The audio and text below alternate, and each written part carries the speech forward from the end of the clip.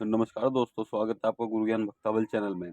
आज मैं आपको बताऊंगा, जैसे कि आपने थंबनेल पे देखा कि कोई व्यक्ति अगर आपके ऊपर बार-बार तंत्र क्रिया करता है या आपके परिवार के ऊपर बार-बार तंत्र क्रिया करता है, तो आपको उसका जवाब देना चाहिए या नहीं देना चाहिए। तो मैं इस चीज़ के बारे में आपको पूरी जानकारी दूँगा। सबसे पहले तो ये देखिए कि वो व्यक्ति सामने वाला आपके ऊपर तंत्र क्रिया कर रहा है, तो वो क्यों कर रहा है, ठीक? या तो आपकी तरक्की से जलता है या फिर आपके घर में प्यार प्रेम उस चीज़ से किलसता है। मतलब कुछ भी वजह हो सकती है पहली चीज़ तो। लेकिन इसकी ये वजह नहीं होनी चाहिए कि आपने उसका कभी गलत करा हो, समझ गए? मतलब कि आपने कभी किसी का उस व्यक्ति का गलत करा तो वो आपके ऊपर तंत्र क्रिया कर रहा है आपके ऊपर, तो आपके देवी-देवता अपने आप उसको जवाब दे देंगे। इस चीज़ की कोई टेंशन मत लेना, कोई भी दिक्कत नहीं है। वो एक समय आने पे अपने आप जवाब दे देंगे। लेकिन हाँ, अगर आपके घर पे या परिवार पे कोई व्यक्ति बार-बार तंत्र क्रिया करता है, ठीक है? तो आप उसका जवाब दे दो 101%। आपको कोई भी दिक्कत नहीं होगी। लेकिन इस चीज़ के लिए भी कुछ रीज़न है। मतलब कि कुछ देखिए, सबसे पहली चीज़ तो आपको क्या देखना है कि एक तो आपने देख लिया कि भाई क्यों कर रहा है, वो आपके ऊपर करे तो आप समझ जाओगे, आपके देवी-देवता आपको सँभाल लेंगे और सब चीज़ को हटा देंगे और हो सकता है उसको बाद में जवाब भी दे दें। लेकिन हाँ, अगर घरवालों को कोई परेशान कर रहा है तो ऑन द स्पॉट उसको जवाब दो। अब मैं ऐसा क्यों कह रहा हूँ, देखिए कई बार ऐसा होता है कि अगर वो सामने वाला व्यक्ति आपके ऊपर बार-बार तंत्र क्रिया कर रहा है, ठीक है? और आप उस चीज़ को हटाते हो और बोलते हो चलो कोई बात नहीं, सब चीज़ ठीक हो जाएगी। लेकिन ठीक तो होगी, आपने उस चीज़ को हटा दिया, वो सब चीज़ ठीक हो जाएगी। लेकिन हाँ, कई बार ऐसा होता है कि वो छोटा-छोटा करतब कर रहा है, आपके घर में थोड़ी बहुत दिक्कत कर रहा है और आप उसको पलटवार नहीं दे रहे हो, तो हो सकता है वो किसी दिन बड़ा बड़ी क्रिया करेगा और आपके घर में बहुत ज़्यादा नुकसान पहुँचा देगा। समझ गए? तो इससे पहले उस व्यक्ति को रोक दो। रोका कैसे जाएगा? कर्तव्य से ही। जैसे वो कर रहे हैं तो उस तरीके से आप कर दो, लेकिन हाँ, ऐसा मत करना कि ज़्यादा परेशान हो, थोड़ा बहुत झटका दे दो कि उसको भी पता रहे कि हाँ भाई, ये भी कर सकते हैं। समझ गए? खामखा किसी के ऊपर फालतू की कर्तव्यबाजी मत करना, किसी भी व्यक्ति को परेशान मत करना, वरना आपको खुद परेशानी हो सकती है। वरना सबसे बढ़िया तरीका मैं आपको बताता हूँ, अगर कोई व्यक्ति आपके घर पे तंत्र क्रिया करता है, बार-बार कर रहा है, बार-बार आपको परेशान कर रहा है या आपके घरवालों को परेशान कर रहा है, तो आप अपने देवी-देवता की सेवा करते हो, उनसे बोलिए कि बाबा मैं तो तेरे ऊपर ही हूँ, मैं और मेरा परिवार तेरे भरोसे बैठा है। अगर कोई भी तंत्र क्रिया चलेगी, तो तू मालिक है और कोई भी नुकसान होता है उसका भी तू मालिक है। तो बाबा जी अपने आप सँभाल, उसको जवाब देना या नहीं देना वो सब तेरे ऊपर है, लेकिन मुझे या मेरे परिवार को कोई भी दिक्कत या परेशानी नहीं होनी चाहिए। आप ये भी बोल सकते हो।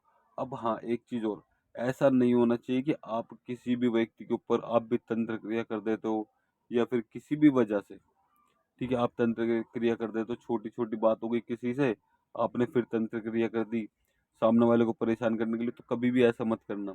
अगर ऐसा आपने करा हुआ है तो आपके ऊपर सामने वाला तंत्र क्रिया कर रहा है, तो उसके काट भी देवी-देवता नहीं करेंगे, मेन चीज़ ये है। समझ गए? उसकी काट भी नहीं करेंगे, वो दिक्कत आपके घर में बढ़ती चली जाएगी, तो आपको इन चीज़ों का ध्यान देना है। समझ गए? मतलब कि अगर कोई आपके ऊपर, अब जैसे मान लीजिए आप कहीं भक्तावल में गए, ठीक है? अब वहाँ पे बहस हो गई कि भई या तो तू मेरा देवता उठा ले या मैं तेरा देवता उठा लूँ, या तू मेरे ऊपर करतब कर दे, मैं तेरे ऊपर करतब कर दूँ। तो इस तरीके की चीज़ें चलती हैं भक्तावल में। अगर आप कहीं महफ़िल में बैठे हो, तो यूँ भी कहते हैं कि ले मेरे हाथ का प्रसाद खा ले, मैं तुझे अभी दिखाता हूँ। दूसरा बंदा कहता है ला मैं अभी खा लेता हूँ, या फिर आप ये कह दो मेरे हाथ का प्रसाद खा ले। तो ये चीज़ें चलती रहती हैं भक्तावल में। आपको किस चीज़ का ध्यान देना है, कभी भी किसी का तुम बुरा मत करना और कोशिश करो भक्तावल में किसी से बहस मत करना। क्योंकि बहस करोगे तो आपको दिक्कत है, आपके परिवार वालों को दिक्कत है। मान लीजिए सामने वाले व्यक्ति ने आपके ऊपर तंत्र क्रिया करी, ठीक है?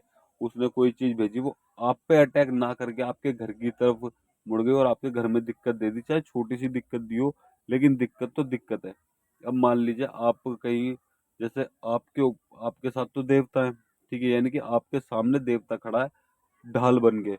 अब कोई सामने से चीज़ आएगी तो वो आपके देवता से टकराएगी, देवता उसको साइड फेंकेगा, साइड कर देगा, ठीक है? तो वो चीज़ कहाँ जाएगी? सीधा आपके घर पे, क्योंकि वो चली हुई आपके नाम से ही है। आपके घर पे जाएगी वो सीधा, आपके घर में दिक्कत करेगी। तो उस दिक्कत को होने से पहले सब में बढ़िया आप किसी से बहसाबाजी मत करो, ठीक है? बहसाबाजी मत करो। अगर वो सामने वाला फिर भी आपके ऊपर क्रिया करता है, ये आपके परिवार के ऊपर क्रिया करता है। तो इस चीज़ का यही सॉल्यूशन है, आप उसको जवाब दो, पलटवार दो, लेकिन एक चीज़ का ध्यान रखना, उसके घर में किसी को दिक्कत नहीं होनी चाहिए और छोटी-सी दिक्कत दो, ठीक है? उसके देवता रोक दो, मेन चीज़। देखिए, सब में पहली चीज़ देवता से ही कर्तव्य किया जाता है, उसके देवता रोक दो, ठीक है? तो वो आपकी तरफ आएँगे ही नहीं। तब उस पे देवता नहीं होगा तो वो क्रिया क्या करेगा? और मेन चीज़ तो ये है, आप अपने देवी देवता पे छोड़ दो कि बाबा जी तू मालिक है, तू देख जो भी करना है। सामने वाले को उल्टा जवाब देना तू दे, मुझे नहीं पता। तू भोग प्रसाद बता कि ये चीज़ लगेगी, तू उसको हटा, वापसी भेज, वो सब तेरे ऊपर है। लेकिन मेरे घर में या मेरे मेरे को या मेरे परिवार वालों को, किसी को भी घर में, किसी को भी कोई भी दिक्कत या परेशानी नहीं होनी चाहिए बाबा, ठीक है? इस तरीके से आप प्रार्थना कर सकते हो, क्योंकि देखिए कई बार ऐसा होता है, आपने कोई तंत्र क्रिया करी, ठीक है, जवाब देने के लिए। आप छोटा सा जवाब देने के लिए कर रहे हो, लेकिन वहां पे कोई बड़ा जवाब पहुंच जाए, बड़ी कोई परेशानी हो जाए, तो फिर आपको भी पूरे जिंदगी पछतावा रहेगा इस चीज का। आप अपने देवता से बोलो, देवता छोटा सा झटका दिखा के वापसी आ जाते हैं। तो इन चीज का आपको ध्यान रखना है कि क्या क्या चीज है। सबसे पहली चीज, कोई व्यक्ति अगर आपके घर पे तंत्र क्रिया करता है और आपके परिवार को परेशान करता है, तो आप उसको पलट जवाब जरूर दो, ठीक है? चाहे छोटा दो, थोड़ा दो, लेकिन दे दो, कोई दिक्कत नहीं है। छोटा सा ही देना, ज्यादा बड़ा नहीं।